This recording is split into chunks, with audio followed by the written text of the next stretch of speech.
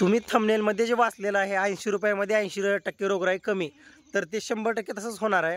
हे बघा, सर्दी, मावा आणि हगवण हे लगेच कमी होते. 2-3 जास्तीत जास्त 4 दिवसामध्ये कव्हर होते त्या गोष्टी. पण एकदा जर गोचिड वा जर आले आपल्या फार्ममध्ये, फार्म बंद पडण्याच्या मार्गी लागत असतो. कारण कसं आहे, ज्यावेळेस आपल्या शेळ्या फिरस्ती होतात म्हणजे फिरून येतात. आता आपल्यासुद्धा शेळ्या 4 दिवस बाहेर सोडलेल्या होत्या, म्हणजे पूर्ण कानाला वगैरे गेचडं लागलेले होते यांच्या.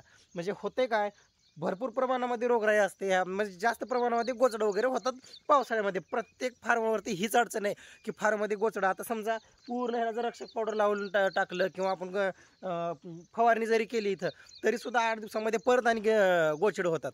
त्याच्यामुळे होतंय काय, ह्या अडचणी पावसाळ्यामध्ये होणारच आहेत. पण कसं आपलं नियोजन व्यवस्थित पाहिजे. आता बघा, तुम्हाला पूर्ण बॉर्डर मारून घेतलेली आपण, पूर्ण पांढरा जो परिसर दिसत आहे, बाहेरून आपण सर्वीकडे बॉर्डर मारून घ्यायची. आणि दुसरी गोष्ट, आता बघा, जिथून आपल्या शेळ्या बाहेर सोडतो आणि जिथून आपल्या शेळ्या आत येतात, हे बघा दरवाजापाशी पण आपण हे मारून घ्यायचं, चुना जो आपण म्हणत असतो ना, चुना.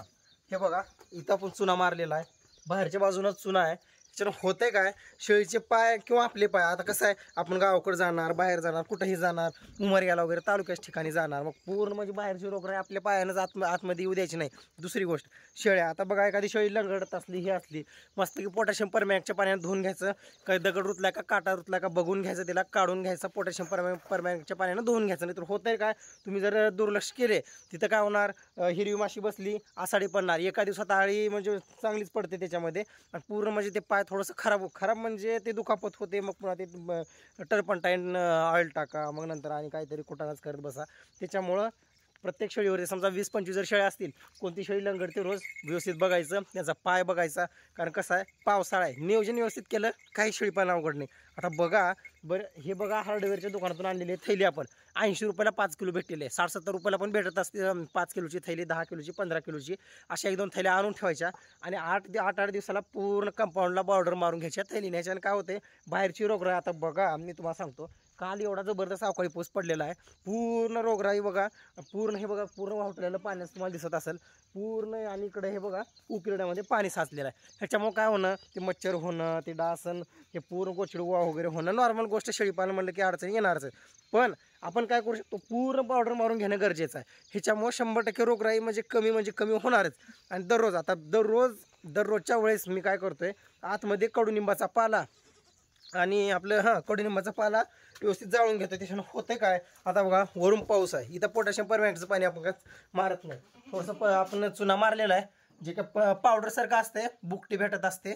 तुम्हाला दाखवतोच आता मी आणि अजून एक वेळेस. आणि हे बघा, पूर्ण आता ह्या ठिकाणी शेकोटी केलेली होती काल, पूर्ण शेकोटी केली की बघा, गारवा जो आहे, हवेतील आर्द्रता जे आहे ते बाहेर निघून जाते. त्याच्यामुळे होते काय, वातावरण जर कोरडं जर व्यवस्थित जर असलं, उबदार जर असलं, पिल्लांचं संगोपन चांगलं होते. आणि जिथं पिल्लांचं संगोपन चांगलं होते ना, तो शेळीपालन फार सक्सेसपणे पुढे चालत आहे, असं आपण गृहीत धरू शकतो.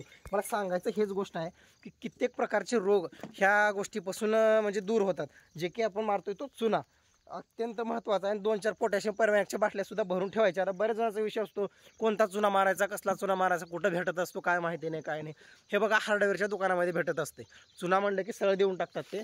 आणि हे बघा, बुकटी असते, हे बुकटी असते पावडरसारखी, पूर्ण बुकटी व्यवस्थित मारून घ्यायचं. आपल्या बॉर्डरच्या ठिकाणी सर्वीकडे मारून घ्यायचं व्यवस्थित. ह्याच्यानं होतंय का, खूप जबरदस्त पाहिजेत निर्जंतुकीकरण करण्याचं काम करत असतं हे. बरेच शेळीपालक काय करतात, खर्च करत नाहीत. हे बघा, शेळीपालनामध्ये खर्च करण्यासाठी म्हणजे तुम्ही हे करत जाऊ नका. पावसाळ्यामध्ये तरी 100% खर्च करत चला शेळीपालनामध्ये. आपण कुठेतरी बाहेर जेवण करायला गेलं तर 400-500 रुपये पुरत नसतात आपल्याला. पण इथं शेळीपालनामध्ये 50-60 रुपये घातलं, 60 रुपये घातलं तर आपल्याला वाटतं लई खर्च करतो शेळीपालनामध्ये. तशातला काहीच विषय नाही. दुसरी गोष्ट, आपल्या रेबर स्टार फार्मला सबस्क्राईब करून घ्या. व्हिडिओ आवडत असेल तर सबस्क्राईब करून घ्या, नसेल आवडत तरी पण सबस्क्राईब करून घ्या 4 महिन्यासाठी. कारण पावसाळ्याचे दिवस आहेत, थोड्याफार अडचणी येतच असतात. कमेंटमध्ये मला विचारत चला, मी 100% रिप्लाय देतच आहे. सांगण्याचा उद्देश एवढाच आहे की शेळीपालनामध्ये अडचणी येतात, पण घाबरू नका, काय नाही, ताण घ्यायचा नाही.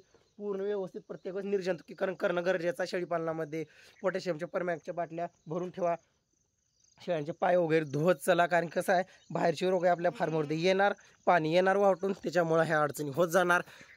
4 ते 5 मुख्य अडचणी आहेत. पण कसं आहे, बाकीच्या अडचणी कव्हर होतात. पण एकदा जर गोचिडवा जर फार्ममध्ये आल्या, बेजार म्हणजे बेजार करणार तुम्हाला 10-15 दिवस. त्याच्यामुळं कसं आहे, रोग येऊ नये म्हणून आपण काय करू शकतो, त्याच्यावरती जास्त भर देत चला. मस्तपैकी आता पूर्ण आपण कंपाऊंडला इतके दिवस मारलीच होती, अजून एकदा परत एकदा आता मारणार आपण पूर्ण चुना मारून घ्यायचा चारी बाजूने व्यवस्थित, आणि व्यवस्थित संध्याकाळच्या वेळेस मस्त शेकोटी करायची. पिल्ले पण मस्त टणटण राहतील, शेळ्या पण मस्त निरोगी राहतील. आणि दुसरी गोष्ट म्हणजे काय, अडचणी जितक्या कमी तितक्या शेळीपालन चांगलं चालत असते. आता बघा बोकड वगैरे काट जबरदस्त आहे, 5 किलो प्लस बोकड तर असेल 100%. कसा आहे, टॉप क्वालिटी एकदम मस्त. अजून 1 महिना सुद्धा झालेला नाही बोकडाला, तर का बोकड आहे बघा. हे कांती हे तेच महत्त्वाचं आहे. आणि पुढचा व्हिडिओ येणारच आपल्याला, कारण बघा आपण 3 महिन्यामध्ये 30 किलोचा बोकड कसा करू शकतो त्याचा सविस्तर तरी माहिती सांगणारच आहे मी. त्याच्यामुळे काय ताण घेऊ नका, फक्त रेबल स्टार फार्मला सबस्क्राईब करून घ्या, व्हिडिओला लाईक करत चला, शेअर करत चला, काही अडचणी असेल तर नक्की विचारत चला. आणि हां, वेळोवेळी निर्जंतुकीकरण करत चला शेळीपालनामध्ये. काही ताण घ्यायचा नाही, शेळीपालन सोपंच आहे. आव्हानं येत असतात, काल आपण पत्रे उडाले होते, परत आणि पत्रे लावलेले आहेत.